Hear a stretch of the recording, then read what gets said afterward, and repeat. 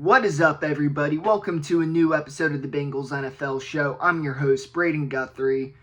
And the Bengals just played their second preseason game against the New York Giants. They lost 25-22, but we're not going to talk about that game too much. I'm about to upload a post on Instagram with my game analysis, so if you want to check that out, make sure you're following me, Bengals_NFL. But if you are, follow me.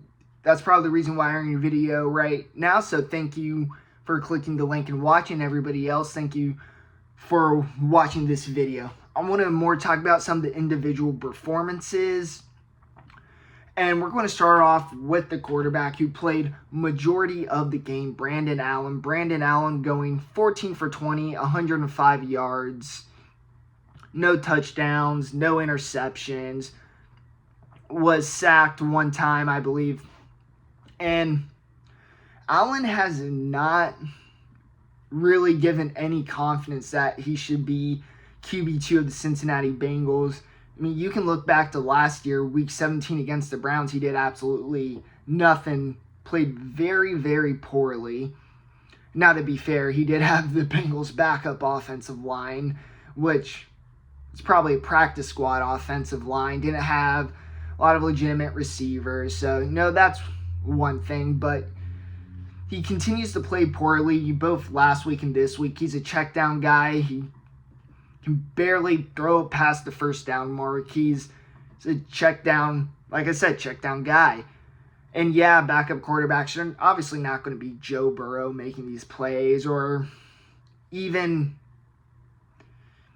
heck, I mean, Marcus Mariota is starting quarterback for the Falcons. That's as best of a backup you could possibly have. We're talking bridge-type quarterbacks for a backup quarterback, and obviously the Bengals aren't going to get a bridge type like that. So we don't need some obvious stud quarterback, but with that being said, we need somebody who can at least come in, be competent. And Allen has really not showed that from it was week 18, not 17, game 17 of last season. But Brandon Allen keeps showing concern that the Bengals need to address the backup quarterback position, and I think they need to give Jake Browning a legitimate shot to compete at QB2.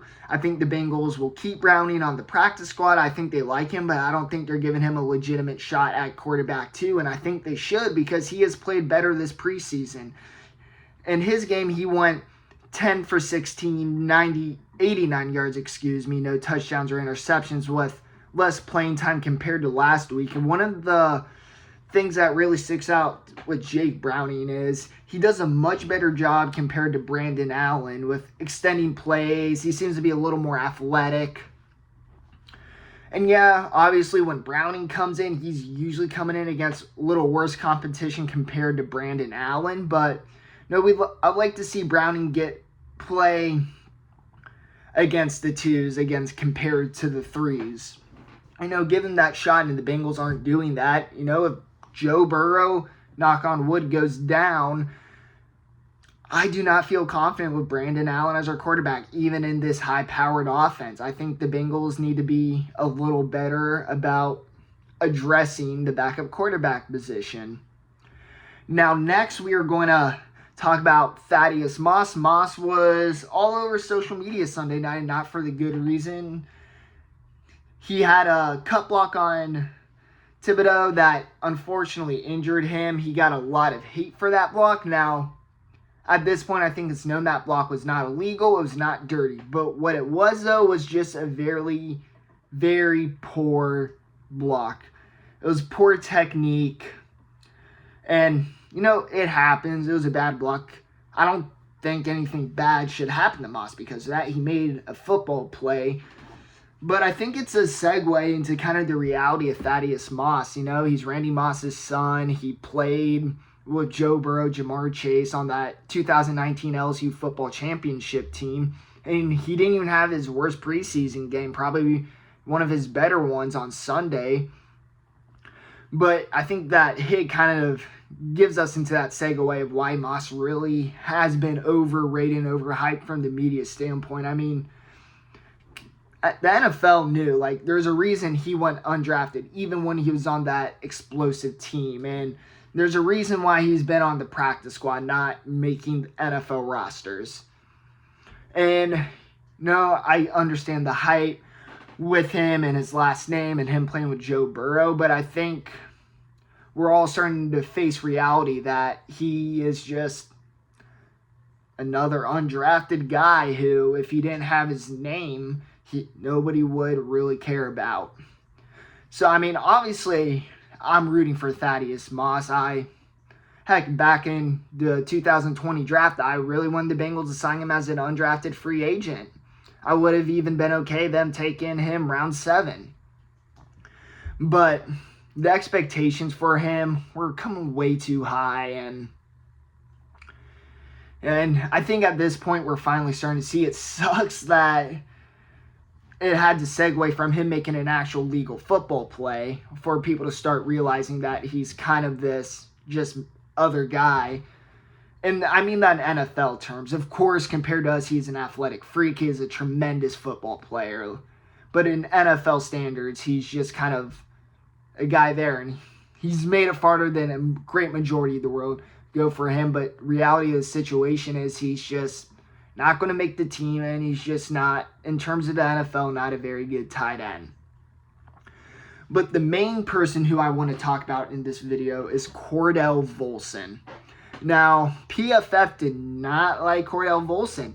They gave him a 26.5 pass blocking grade, a 13.2 pass blocking grade in true pass pro sets, and 69.4 run blocking grade. Now, I am not a fan of those numbers. I've rewatched a lot of Volson and what he did. Now, he didn't have as good of a game as some people are talking up. He really struggled in the first half, but the thing that really stuck out to me was he got better as the game went on. And he made a lot of mental mistakes in the first half, and then in the second half, you see him pick up and learn from those mistakes. He missed a stunt. Next half, Bengals run a similar play. He's not missing that stunt. And also, what didn't help Cordell Volson was there seemed to be some communication issues, on the offensive line for the Bengals. Like, there was a play where Volson just didn't see a linebacker blitzing. Now, it did look like it was his fault, and I'm 99% sure in the film room they're calling him out, but also, like, Volson didn't even touch him. So, there's obviously miscommunication, and even if it is his fault, when you're taking reps with the second and third string offensive linemen, there are going to be communication issues. And for Volson, who may be starting at left guard, that doesn't help his case. But I do think, despite the PFF grades, the Bengals aren't looking at those and like, well, he's not starting. I think this game, while he didn't have an amazing game, did help his case for starting left guard.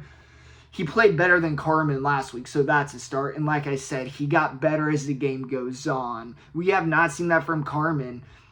The way he plays is the way he plays, and the way he plays is pretty poor. We rarely see in-game improvements or in-game adjustments. Volson, we're already seeing that. So I think this game helps his case for starting left guard. It's going to be interesting to see how they manage the snaps in the third preseason game. That'll be exciting to watch. So Cordell Volson, a lot of mental mistakes. He also had a lot of technical mistakes where it looks like he was just trying to win with raw power and athleticism, and that didn't work out. That was one of my concerns when the Bengals drafted him, is in college he did win with a lot of just being the better athlete, and obviously, as we saw Sunday night, that doesn't transition over. Like we said, he learned as the game went on. And there's no reason to think that he can't learn from those, especially with Frank Pollock in the film room, seeing that he's leaning, he's not moving his feet. Those are fixable problems. And for a fourth-round rookie at an FBS school, there's no reason to panic. And the last two players I want to talk about is Kendric Pryor and Lassiter. Now, Lassiter had a tremendous game Sunday with 7 catches and 91 yards. Now, he did have a drop 2-point conversion, which sucked. It was a bad drop, but everybody drops a pass. We should know from Jamar Chase last year to not freak out about that. Not that I think anybody is. He had a really good game. Kendric Pryor is seen as a 7th wide receiver, something that I still hold strong views on, but Lassiter is making a case. He is fighting for that wide receiver 7 spot. He was a playmaker Sunday night. And Kendric Pryor only had 4 catches for 28 yards. So it's Pryor who was the standout game 1, Lassiter game 2. And with the mixed practice with the Rams and one more preseason game also against the Rams, that could be the difference maker of who will make the team. Now, I think Pryor probably will be the guy to make the team. I still think he has a significant lead over Lassiter. Obviously, like I said, this game for Lassiter does help, but I don't know how much that closes the gap. Pryor's, for the most part, had a better training camp and also had a better preseason game 1. So we'll see how they play. And that being said, that's it for this video, guys. Thank you so much for watching. If you will, please give it a like, a comment, share it with your friends, and if you're not already, please hit that subscribe button. It helps me out so much. That being said, one more preseason game, a bye week, then it's time for the regular season. I'll have a few more shows coming out before the regular season. I'm going to do a 53-man roster. I'm going to also do predictions for like Bengals MVP and all that fun stuff, and I may have a few guests on for that, so make sure you have your notifications on. And again, thank you so much for watching. Till next time, Hoo Day.